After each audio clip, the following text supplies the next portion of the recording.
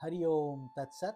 Welcome to Swami Jyotirmayananda Society, our journey to self realization.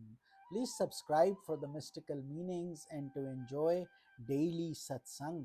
We are currently exploring the book Yoga Essays for Self Improvement, authored by Swami Jyotirmayananda, narrated by myself, Swami Nikhilananda. And today we are discussing the chapter of how to transform your life. Needless to say, a very important chapter for serious aspirants or anyone who wants to change or transform their life. Raj Yoga outlines the art of change in your mental plane. Instead of keeping your mind a perpetual workshop for the devil of distraction, you begin to convert it into a shrine for the deity of meditation. You learn the art of controlling your thoughts and thus enter the profound depths of your personality through concentration and meditation. Your egoistic will becomes transformed by the philosopher's stone of Samadhi. Samadhi is super consciousness into the divine will that operates for the good of all. Concurrently, Bhakti Yoga presents the art of transforming your sentiments into a stream of divine love. Instead of falling into the widespread snares of attachment and infatuation in the name of love, you begin to discover the love of the self, which is the basis and source of all human love that operates in the relative world. It is for the sake of the self that all is loved. Atmanastu kamaya sarvam priyam bhavati.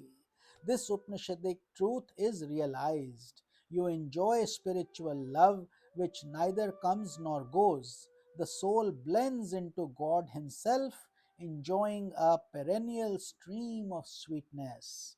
The loving sentiment that flowed like a muddy river in a swampy land now becomes transformed into a silvery stream of freedom that finds fulfillment in the ocean of bliss.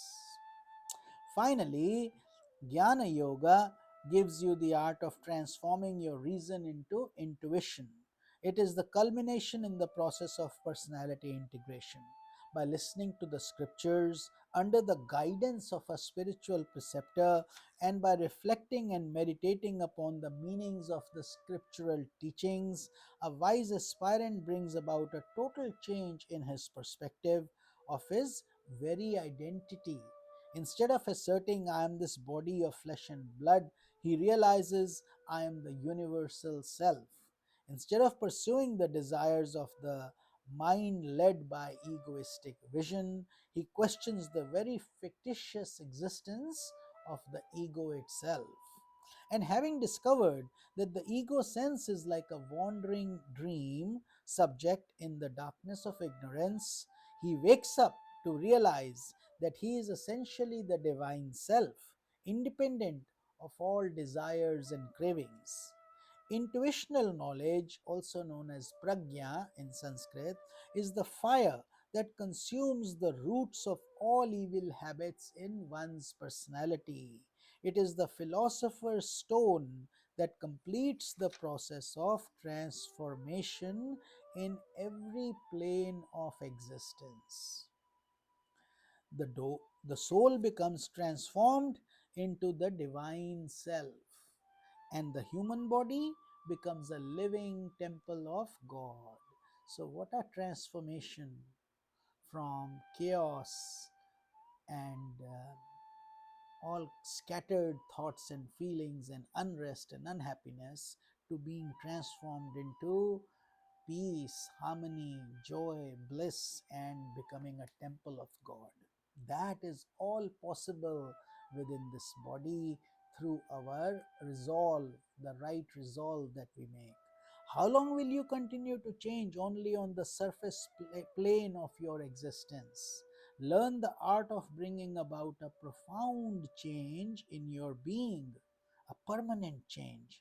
Practice a blend of dedicated action, devotion, meditation, and spiritual inquiry in your day to day life.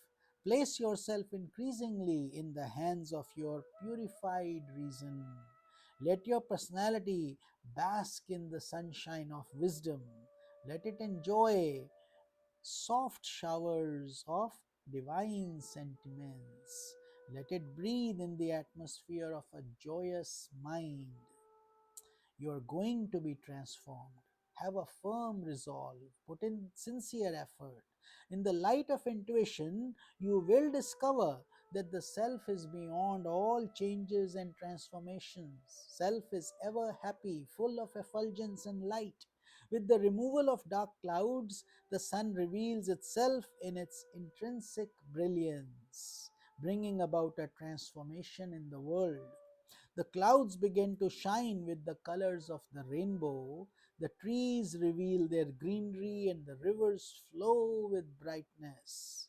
In the same way, the revelation of the self, changes occur in the clouds of the mind. Sometimes we are gloomy, sometimes we are sad, unhappy, and sometimes we are joyful and excited. In the river of one's sentiments, in the summits of one's thoughts, and in the valleys of one's daily life, continue to see the self within you. Though it seems paradoxical that the self brings a total change in one's personality, such is the wisdom acquired by great yogis and saints. Acquire the wisdom of the immutable self. This is the secret of spiritual transformation, not only in yourself, but also in the world in which you live. So, such a person who is following this path of integral yoga becomes a divine blessing. He becomes a temple. Wherever he goes, his fragrance permeates. It is the basis of all that is good, beautiful, and divine in this world. May God bless you. This is a deep topic, as we say, but it takes effort, self effort, dedicated effort, and constant practice. You will not succeed in one single step.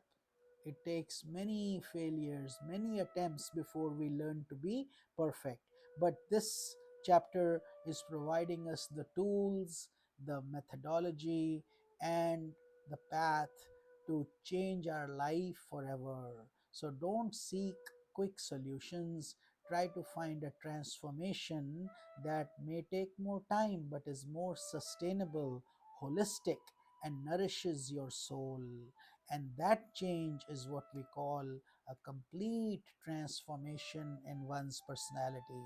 Unless that happens, we will keep going back and forth. It looks like we will change, but that is only a temporary change. To have a permanent change, we have to do things on a consistent and reliable basis. So, this is Swami Nikhilananda. I will see you in tomorrow's satsang, and we'll be picking up a beautiful topic of how to develop compassion. This world needs a lot of love and compassion. When we are in pain, we also enjoy this beautiful virtue. We should be compassionate to all, and also it's okay when we are in pain and others show compassion towards us. These are healing ointments to the wounds of grief. So we will study this in tomorrow's satsanga. This is Swami Nikhilananda. Hari Om Tat Sat.